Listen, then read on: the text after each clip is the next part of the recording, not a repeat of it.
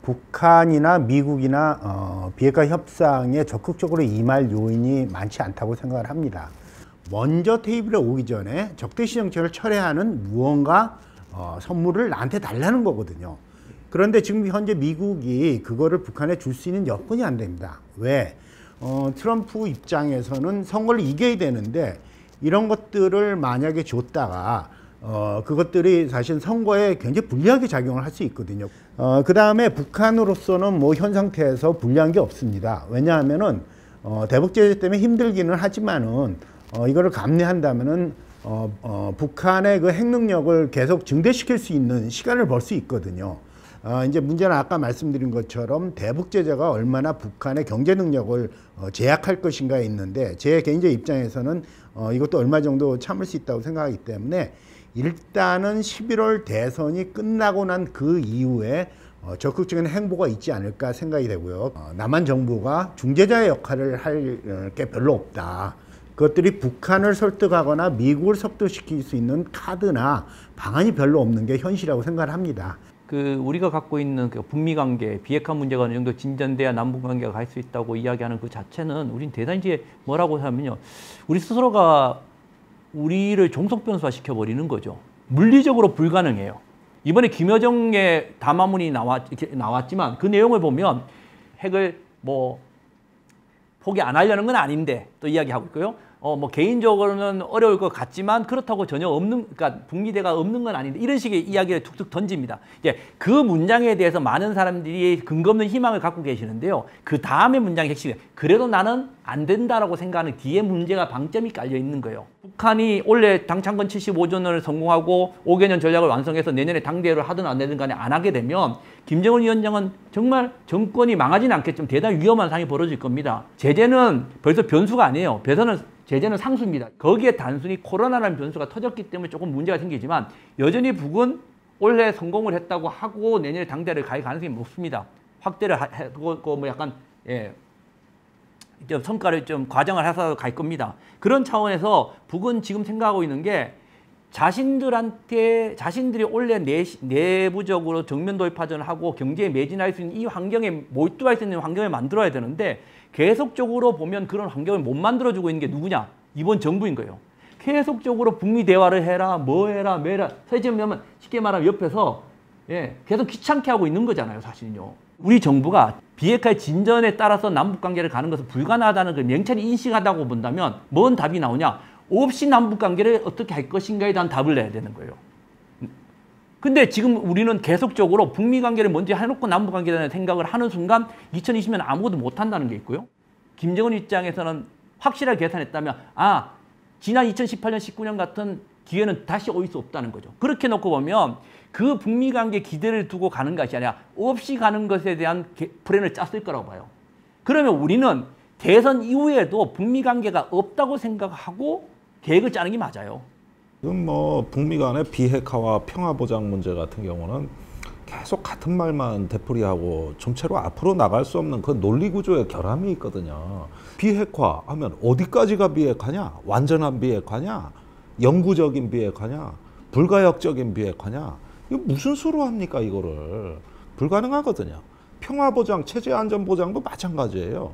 우리가 어떻게 남의 나라 국가 체제를 보장을 해줄 수 있냐고, 그 생존을요. 근데 북한은 적대시 정책을 철회하라는 건데 이것도 굉장히 어렵고 가짓수가 많습니다.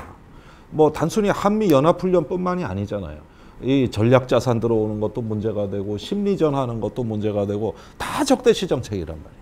그러니까 이런 것들이 다 없어지고 그러면서 종국에는 북한의 체제 안전 보장까지 보장해 줄 수 있느냐? 안 되는 거거든요. 그러니까 서로 불가능한 조건을 내걸고 있는 이 담론이 문재인 정부가 여러 차례 중재를 하고 절충안을 냈음에도 불구하고 변하질 않았습니다. 북한과 미국이 우리가 뭐 중재자 역할을 했다고 그러는데 좀 이런 쪽으로 이렇게 수렴이 되는, 그러면서 현실적인 안을 찾아가는 노력이 지난 2년간 문재인 정부는 많은 노력을 기울였음에도 불구하고 전혀 좁혀지지가 않았어요. 그런 만큼 이 비핵화에 관한 문제는 이제 담론 자체를 수정할 때가 됐다. 또 평화보장 문제, 적대시 정책도 마찬가지다. 그런 점에서 점점 더 국가 주관주의, 자기중심주의로 북미가 굳어져 가는 순간은 일단은 계속 그 상대방에 대한 탐색전 이외에 뭔가 그 생산적이고 조금 더 진도가 나가는 것들을 기대하기가 지금 굉장히 어려운 상황입니다.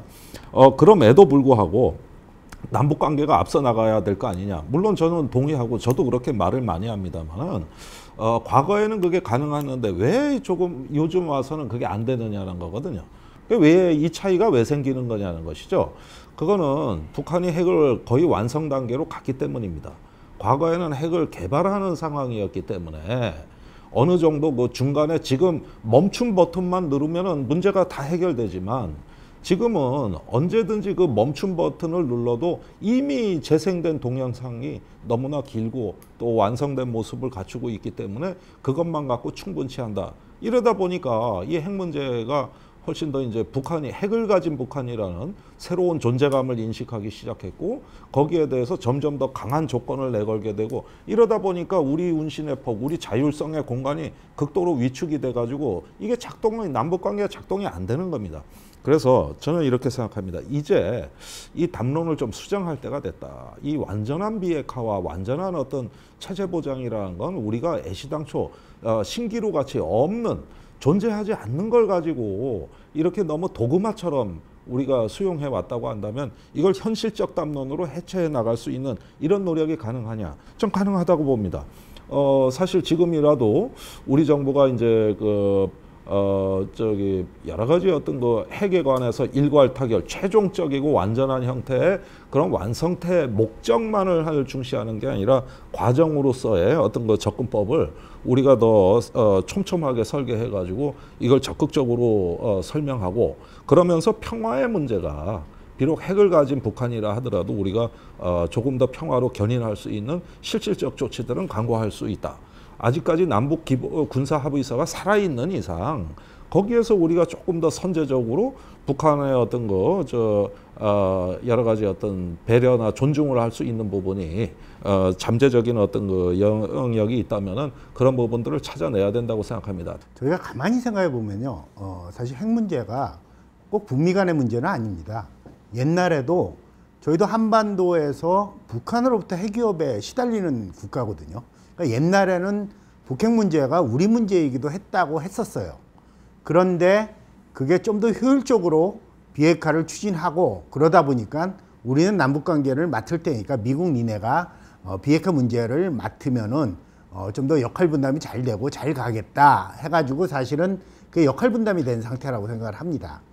그래서 그게 굉장히 잘 나갈 때는 사실 잘 됐죠. 좀 세월이 날짜가 지나니까 좀 이게 개념이 굉장히 고정된 것 같아요. 그래서 지금은 모두가 비핵화 문제는 북미 간의 문제다. 그리고 남북 관계는 그거 이외에 협력이라든지 무슨 재래식 군비 통제 이런 문제라고 생각하는데 저는 이게 조금은 문제가 있다고 생각을 합니다. 왜냐하면은 저희도 비핵화 문제에 미국만이 아니라 당사자가 될 수 있는데 저희가 효율적 추진을 위해서 미국한테 그 문제를 전담하라고 했는데 잘 나갈 때는 그게 좋았죠. 하지만 이렇게 안 나갈 때는 사실은 한국도 역할을 좀 해야 된다고 생각을 합니다. 우리가 좀 더 독립적으로 목소리를 내야 된다는데 맞다고 생각을 하고 그게 단지 남북관계만이 아니라 이 악화관계에서는 조금 더 미국한테 우리가 좀 주장을 하고 설득을 해서 좀 북한과 미국 간의 관계만이 아니라 저희가 좀 참여를 할 수 있는 그런 길을 좀 모색을 해야지 않나 그런 생각을 해봅니다. 저는 그 말씀드린 게 뭐 전적으로 동의를 하고 저도 투트랙이라고 생각을 하는데 우리가 중재 노력을 하지 말라는 건 아니에요. 남북 관계와 북미 관계 비핵화 문제를 조금 분리해서 투트랙으로 가면서 서로 윈윈할 수 있는 어떤 선순환 과정이 충분히 가능하다고 봐요. 그런데 중재자라는 프레임은 이건 아무것도 아닌 프레임입니다. 세 군데 미국, 중국, 북한에 다니면서 이 단어만 튀어나왔을 때 사람들한테 좋은 반응을 한 번도 못 들었습니다. 남녀도 중매를 할 때 처음에 모르는 남녀를 중매할 때 의미가 있는 것이지 이미 관계가 이루어지고 있는데 또 중매쟁이가 나서가지고 그때 가서도 또 내가 중매라고 얘기하면 그때부터는 이거는 미덕이 아니라 악덕이 되는 거거든요. 이런 점에서 우리가 한번 어떤 그 문제를 해결한 방식이라고 해서 그 다음에도 이 방식이 통할 거라고 믿는 건 경로 의존성이라 그러는 건데 그게 작용하지 않는가 하는 점에서 이번에 이기안보팀은 좀 비판적인 성찰을 하자. 이걸 비판적인 성찰을 하고 우리는 안보의 당사자입니다. 한반도 평화의 당사자고 죽고 사는 건 우리의 문제이기 때문에 그럴 때 우리 생존의 문제로서 이 평화의 문제를 조금 더 주도해 나갈 수 있는 이런 강력한 결의는 나와야 되는 겁니다. 저는 그런 점에서 지금이 적기라고 생각합니다. 남북 관계를 자꾸 북미 관계에 종속시키려고 하는 그런 정책 자체도 문제가 있다는 말씀을 하셨고 우리 한국 정부가 적극적으로 선언하는 레토릭 또 적극적으로 개입하는 정책 이런 게 필요하다 이렇게 볼 수 있나요? 2018년 9.19 합의에서 뭐 개성공단, 금강산 이런 어떤 거 합의가 개성공단 합의가 이루어졌죠. 재개하기로도 합의가 이루어지고 했는데 그 직후부터 시행을 못할 바에라면 차라리 그때 너무 앞서 나갔던 거 아닌가. 북한 쪽에 잘못된 희망을 갖게 한 것이 아닌가 이런 생각도 안 할 수가 없는 겁니다. 또 비핵화 방법론에 있어서도 북한에 대해서 잘못 안내한 것이 아닌가. 우리는 선의로 안내를 했지만 그것이 또 잘못된 어떤 거 운전자를 하면 이제 길을 잘 찾아야 되는데 조금 약간 삐뚤어 나간 거 아닌가. 지금 필요한 거는 비판적 성찰입니다. 우리 스스로에 대한 비판적 성찰인데 쓰는 용어부터가 자꾸 그 기존에 있던 경로 의존성에서 나올 수밖에 없는 이런 어떤 그 부분에 머물러 있다는 거는 왠지 조금 믿어워 보이지 않는 대목이거든요, 사실은. 역사적으로 평화의 지도자는 자기 희생을 무릅쓰고 정치적 불이익을 무릅쓰고 용기 있게 새로운 길로 가는 이러한 결기가 없으면은 결코 역사 속에서 평화의 지도자가 될 수 없습니다. 쉬운 길, 편안한 길, 정해진 길로 가는 평화 지도자는 전 세계에 없습니다. 지금 청와대의 어떤 그 남다른 결기와 용기, 이건 뭐 김동혁 교수님도 계속 얘기하시는 겁니다만은 그런 점에서 그리고 또 참모들의 높은 수준의 결의, 그것을 수행해낼 수 있는 국가 전략 그룹을 한번 대규모로 결집해보는 이러한 어떤 통합의 노력, 이런 것들이 지금 체계적으로 나와줘야 되는 거거든요. 그런 점에서 저는 지금도 준비하면 가능하다. 이제는 어떤 각자의 역할보다 조화가 중요하다고 생각해요. 팀워크가 더 중요한 거죠. 그러니까 뭔가의 대단한 성과를 이루겠다는 성과주의보다는 지금 우리가 만들어 놓은 사회치를 어떻게 지키느냐가 더 중요하다고 생각하거든요. 뭔가 더 이상을 확대시키려는 노력과 이런 것들을 자칫 잘못하면 지금의 위기 국면에 오히려 더 큰 위기가 올 수 있다고 저는 생각해요. 그 팀들이 가장 힘을 발휘할 때는 서로가 조화를 만들었을 때거든요. 이 팀들이 조화를 만들어 주시기 바라고요. 남북한 맺었던 군사적 합의에 대한 논리적 구조를 과연 우리 정부의 지금 당사자들, 우리 스스로가 이해를 하고 있느냐는 거예요. 9월 19일에 맺었던 남북 군사 합의의 정확한 명칭을 혹시 아시는지? 정확한 명칭은 역사적인 판문점 선언 이행을 위한 남북 군사 합의서예요. 판문점 선언 바로 3개조 14개 항으로 13개 항으로 되어 있는데 1조의 6개 항이 남북 관계예요. 2조의 3개 항이 뭐냐면 군사예요. 3조가 바로 평화체제의 4개 항으로 되어 있습니다. 이 구조가 되돌릴 수 없는 남북 관계를 만들기 위해서 그걸 뒷받침하는 것은 경제적 지원이나 이런 것이 아니에요. 남북 간의 경제 협력하고 경제 공동체가 아니라 군사 문제를 해결해야만 아까 말씀드렸듯이 정전 체제를 올바르게 가고 이것을 우리가 지켜지지 않은 그런 것들을 해야만 우리가 남북 관계를 되돌릴 수 없다고 이야기하기 위해서 이 2조에 만들어 놓은 것이고요. 또 2조는 단순히 1조를 되돌릴 수 있는 남북 관계를 만드는 것이 아니라 3조 바로 평화 체제, 평화 협정으로 가는 문을 여는 열쇠를 역할을 하는 거예요. 3조의 1항이 뭔지 불가침이에요. 2조가 뭔지 아십니까? 군축입니다. 3조가 종전선언과 평화협정입니다. 4조가 바로 비핵화입니다. 논리적으로 잘 보세요. 너무 재밌지 않습니까? 군사적인 문제를 통해서 우리는 불가침을 하고 그렇게 해서 서로 군축에 관련된 논의를 하고 그걸 통해서 종전선언을 거쳐 평화협정을 거치면 비핵화를 간다. 그게 판문점 선언입니다. 도대체 여기에 사인을 하셨던 분들이 이 논리 구조를 이해하고 있었고 북은 이걸 모르고 그냥 사인했을까요? 저는 이거 철저히 안다고 봅니다.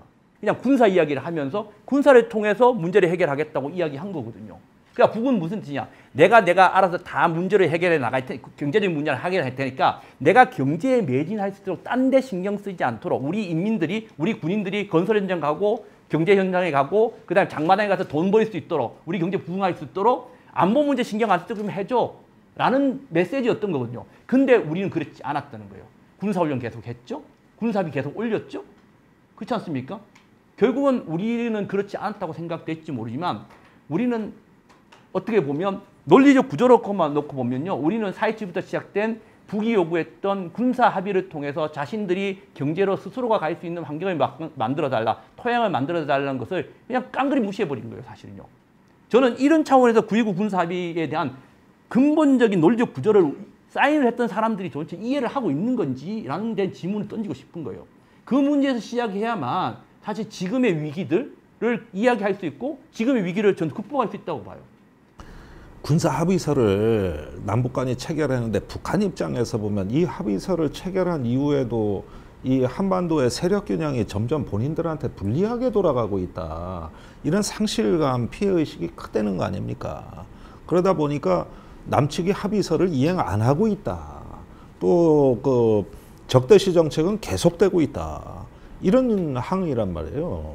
그런데 이런 부분에서 이제 그 합의서 자체는 훌륭하지만 그것을 이행하고 이 관리하는 데 있어서 이후에 조금 더 진일보된 어떤 그 결과물이 나오지 않고 단순히 그냥 합의서만으로 이 한반도 상황을 관리할 수 있다고 보는 좀 아니한 인식이 문제가 됐던 것이죠.